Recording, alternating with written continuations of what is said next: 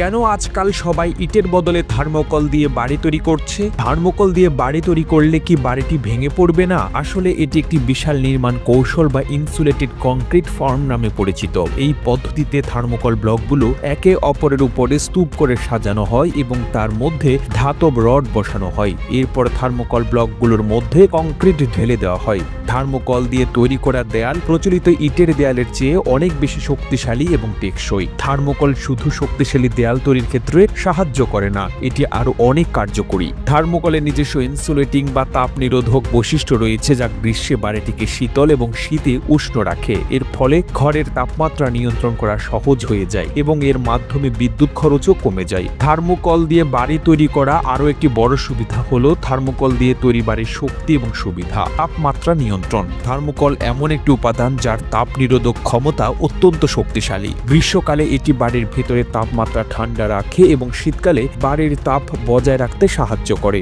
শক্তিশালী এবং টেকসই। থার্মোকল ব্লকগুলো অত্যন্ত শক্তিশালী এবং দীর্ঘস্থায়ী। কংক্রিটের ঢালাইয়ের মাধ্যমে এই ব্লকগুলো এমন এক ধরনের দেয়াল তৈরি করে যা প্রচলিত ইটের দেয়াল থেকে অনেক বেশি টেকসই। এনার্জি সাশ্রয়ী। থার্মোকল দিয়ে তৈরি বাড়িগুলো খুব কম শক্তি খরচ করে এবং তাদের তাপ নিরোধক বৈশিষ্ট্যের কারণে বিদ্যুৎ খরচই কমে যায়। শীতকালে বা গ্রীষ্মকাল উভয় সময়ে এনার্জি সাশ্রয় হয়, কারণ বাড়ি দ্রুত গরম বা ঠান্ডা হতে থাকে না। এর ফলে বাড়ির মধ্যে তাপমাত্রা নিয়ন্ত্রণ করার জন্য কম শক্তি ব্যবহার করতে হয়। থার্মোকল খুবই হালকা এবং সহজে ব্যবহারযোগ্য, যা নির্মাণের সময় কাজের গতি বাড়িয়ে দেয়। এটি পরিবেশ বান্ধব এবং পুনঃব্যবহারযোগ্য, যা স্থায়ী এবং সাস্টেনেবল নির্মাণ কৌশলের অংশ হিসেবে বিবেচিত হয়। তাই থার্মোকল বাড়ি তৈরি করার মাধ্যমে আপনি শুধু বিদ্যুৎ খরচ কমাতে পারবেন না, পাশাপাশি পরিবেশের উপরও ইতিবাচক প্রভাব ফেলতে পারবেন। থার্মোকল ব্যবহারের মাধ্যমে তৈরি বাড়িগুলো দীর্ঘস্থায়ী এবং শক্তিশালী হয়, যা সময়ের সাথে সাথে আরো বেশি জনপ্রিয় হয়ে উঠছে। তাই আজকাল অনেকেই থার্মোকল ব্যবহার করে বাড়ি তৈরি করতে